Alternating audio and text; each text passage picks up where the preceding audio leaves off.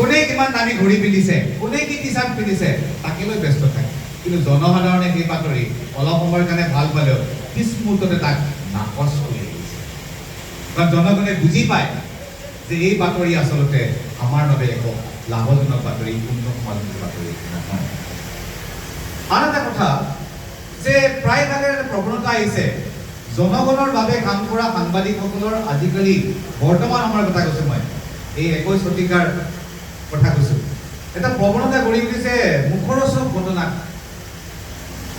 প্ৰকৃত সত্য যদি 25% থাকে তাক খুন্দি জোৰা মাৰি তালি মাৰি 100 কৰি পেলায়। গতিকে মুখৰোচক সস্তীয়া কাহিনীবোৰ তোৰ মাজত 25% সত্য থাকে, 75% মিছা থাকে। এনেসকল সংবাদ গোষ্ঠী, এনেসকল সাংবাদিক কিন্তু জনসাধাৰণে নাকচ কৰি আহিছে আৰু সেই সংবাদবিলাক পঢ়াটো বাদ দি আহিছে। এইখন বাতৰি কাকতত এনেকুৱা ধৰণৰ সংবাদেই থাকে, তাক নপঢ়াই ভাল। আজিকালি ইয়াতে অকল হত্যা, লুণ্ঠন, নিৰ্যাতনৰ কথাই থাকে, বেলেগ খবৰ নাথাকে। সেইখন বাতৰি কাকত পঢ়িবনে? মই আকৌ কৈছোঁ, যিবিলাকত মুখৰোচক কাহিনী থাকে, এই মুখৰোচক কাহিনী কিন্তু কেতিয়াও জনগণৰ বাবে কেতিয়াও হ'ব নোৱাৰে।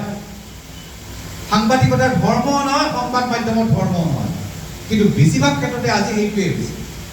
অসম নহয়, গোটেই ভাৰতবৰ্ষত আমি পৰিলক্ষিত কৰি আহিছোঁ যে 25% মাত্ৰ সত্য কিবাকে টানি টুনি জোৰা তাপলি মাৰি 100% কৰি মুখৰোচক বাতৰিবোৰ প্ৰচাৰ কৰে।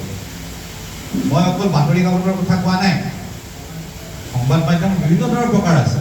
ছ'চিয়েল মিডিয়া প্লেটফৰ্ম, যিকোনো ধৰণৰ channel, TV channel, portal channel, সকলোতে মুখৰোচক কাহিনী আজিকালি প্ৰধানকৈ পাই যাওঁ। আন এটা শেষৰটো কথা ক'ব বিচাৰিছোঁ যে আজিকালি কিছুমান থলুৱা গৰম কাহিনী পাওঁ আমি। সংবাদ পত্ৰৰ প্ৰতি কিয় অনীহা হৈছে? সংবাদ পত্ৰ জনগণৰ বাবে কিয় আঁতৰি আহিছে? মই অনুভৱ কৰোঁ মৰ্মে মৰ্মে যে বাতৰি কাকতখন মেলিলে কয়, কিনো বাতৰি কাকত পঢ়িবি, গৰম কাহিনী, হত্যা, লুণ্ঠন, ধৰ্ষণ, নিৰ্যাতন, তাৰোপৰি থাকে অন্যায়। এইবোৰে বাতৰি কাকতৰ পৃষ্ঠাবোৰ ভৰি আছে। ফলত এনেকুৱা হয় যে যিবিলাক ক্ৰেতা, আমিবোৰ ক্ৰেতা, জনগণ হৈছে বাতৰি ক্ৰেতা, এই ক্ৰেতাসকলক বিশ্বাসঘাতকতা কৰা হয়। এনেবোৰ বাতৰি যিখন বেছিকৈ প্ৰকাশ পায়, সমাজখন বেয়াৰ বাবে গুচি যায় আৰু জনগণে কিন্তু বুজি পায় যে যিখন বাতৰি কাকতত এইবোৰেই শিৰোনামা দখল কৰি থাকে, এইবোৰ নপঢ়াই ভাল। কিনো পঢ়িবি বাতৰি কাকতখন, কিনো চাবি নিউজ। গতিকে ক্ৰেতাক বিশ্বাসঘাতকতা কৰা হয়। তেতিয়া এই সংবাদ প্ৰতিষ্ঠানটো, তেতিয়া এই সংবাদ হ'ল জনগণৰ পক্ষতো নাথাকে, জনগণৰ বাবেও নহয়। জনগণ উদ্ধাৰ কৰিব লাগিব 3টা বিষয়ত মূলতঃ: মানৱতাৰ অধিকাৰ, নাগৰিকৰ অধিকাৰ আৰু আনটো হৈছে ৰাজনৈতিক অধিকাৰ।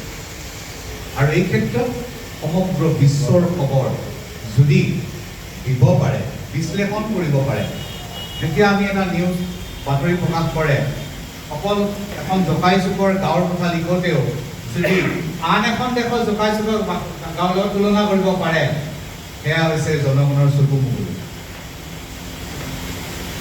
যদি অকল আৰু একমাত্ৰ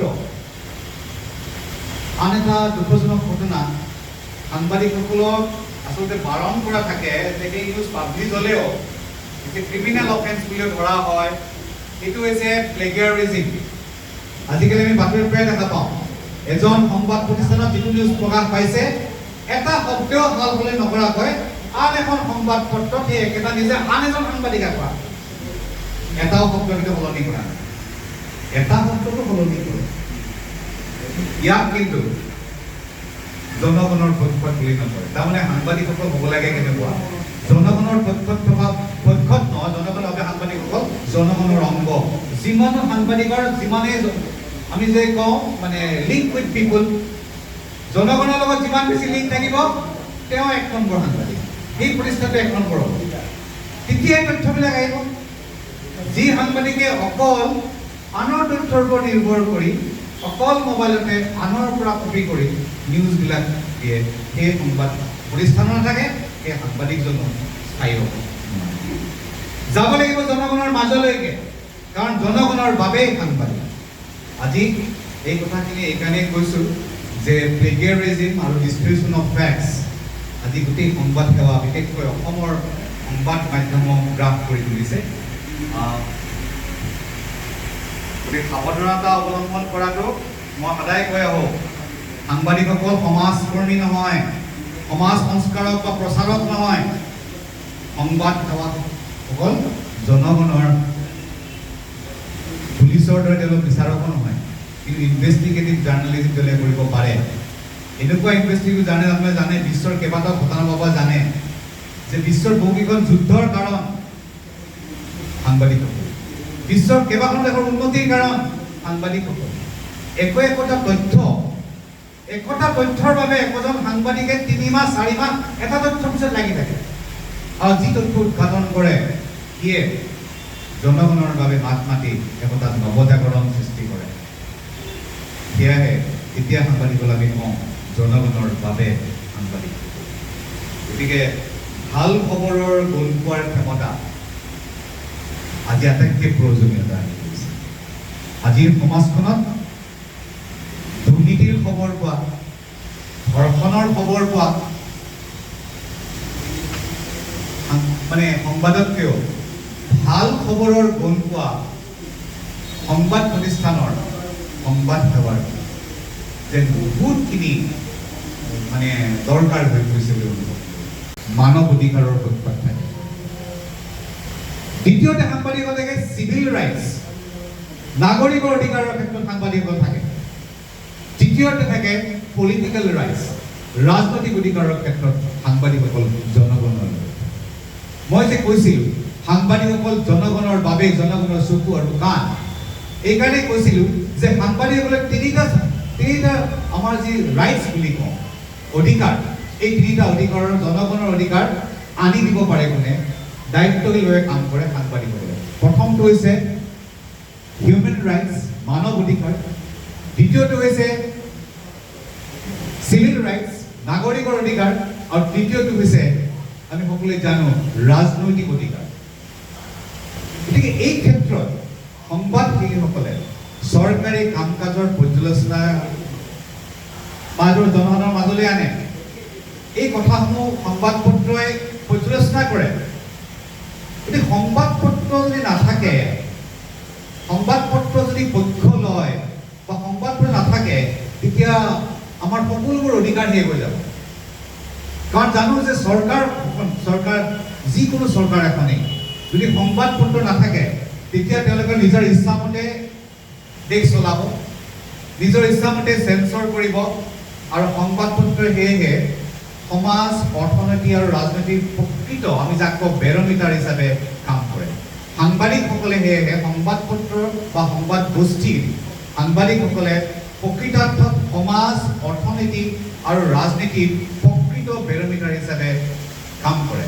আৰু যদি স্বাধীনতা নাথাকে সাংবাদিকসকলৰ, তেতিয়া সেই বেৰমিটাৰে কাম কৰিব নোৱাৰে। গতিকে মই পুনৰবাৰ সংবাদকৰ্মীসকল কিন্তু জনগণৰ পক্ষত নহয়, জনগণৰ বাবে কাম কৰে। সংবাদ পত্ৰ কিয় নিৰপেক্ষ হ'ব লাগে? যদি এই প্ৰশ্নটো আমি বাৰে বাৰে জুতিয়াই চাব বিচাৰোঁ, তেতিয়া আমি দেখা পাম যে আপোনালোকে জানে USSR এতিয়া হ'ল, সেই সময়ত আছিল ছভিয়েট ৰাছিয়া। সমাজতন্ত্ৰ ৰাছিয়াত, ছভিয়েট ৰাছিয়াত সমাজতন্ত্ৰ গজগজীয়া কৰাৰ উদ্দেশ্য আগত ৰাখি যি শাসন ব্যৱস্থা প্ৰৱৰ্তন কৰা হৈছিল, সেই শাসন ব্যৱস্থা পৰৱৰ্তী কালত কিন্তু বৈপ্লৱিক, চৰিত্ৰবিদ, আমোলাতান্ত্ৰিক আৰু আমি যে কওঁ কৰ্তৃত্ববাদী হৈ পৰিছে। আৰু তেতিয়া ছভিয়েট ৰাছিয়াৰ উদাহৰণটো মই এইকাৰণে আনিছোঁ, তেতিয়া বাতৰি কাকতৰ আলোচনীসমূহ আছিল আমোলাৰ দ্বাৰা নিয়ন্ত্ৰিত, দলীয় নিয়ন্ত্ৰিত। তেতিয়া কিন্তু সংবাদ পত্ৰসকলে, সাংবাদিকসকলে জনগণৰ বাবে কাম কৰিব পৰা নাছিল। আৰু জনগণৰ বাবে কাম কৰিব যদি চৰকাৰে নিদিয়ে, তেতিয়া কি হয়? তেতিয়া আমি জানো যে দলীয় নেতাৰ যিবিলাক নিৰ্দেশত কৰা দুষ্কাৰ্য, দলীয় নেতাৰ কথা কোৱা দুৰ্নীতি, দলীয় নেতাবিলাকৰ কথা কৰা অন্যায়, এইবোৰ জনতাৰ অগোচৰে থাকি যায়। চৰকাৰৰ কাম কাজ যদি কোনোবাই বেয়া পায়, নিজৰ মত বক্তব্য প্ৰকাশ কৰিব নোৱাৰে। গতিকে আমি জানো যে যি দলে ৰাজনৈতিক দলে পৃথিৱীত একদলীয় শাসনৰ নামত স্বৈৰতান্ত্ৰিক বিৰোধী স্বৈৰতান্ত্ৰিকতাৰ ফলত যি মানে যি ঘটনা পৰিঘটনা হৈছিল তাত শত্ৰুতামূলক আচৰণ গোপনে তেওঁলোকে বাদ চাই দিব লৈছিল বিদেশ সংবাদপত্ৰলৈ। মই কৈছোঁ যে ৰাছিয়াৰ জনসাধাৰণে ছবিত আছে জনসাধাৰণে নিজৰ সংবাদপত্ৰ চাব পৰা নাছিল। তেতিয়া সাংবাদিকসকলে কি কৰিছিল? তেতিয়া সেই দেশৰ সাংবাদিকসকলে বিদেশৰ সংবাদপত্ৰৰ সহায় লৈছিল নিজৰ দেশৰ কথা ক'বলৈ। তেতিয়াও মই ক'ব বিচাৰিছোঁ জনগণৰ বাবে সোভিয়েট ৰাছিয়াৰ সাংবাদিকসকলে যেতিয়া নিজে বন্ধ কৰি দিছিল, যিটো সময়ত বন্ধ কৰি দিছিল যে সোভিয়েট ৰাছিয়াৰ সাংবাদিকসকলে নিজৰ দেশৰ কথা লিখিব নোৱাৰে, নোৱাৰে, তেতিয়া সোভিয়েট দেশৰ সাংবাদিকসকলে অন্য পত্ৰৰ সহায় লৈছিল, বিদেশৰ পত্ৰৰ সহায় লৈছিল আৰু নিজৰ দেশৰ কথা সঁচা ছবিখন জনসাধাৰণৰ মাজত বিশ্বৰ আগত উদুঙাই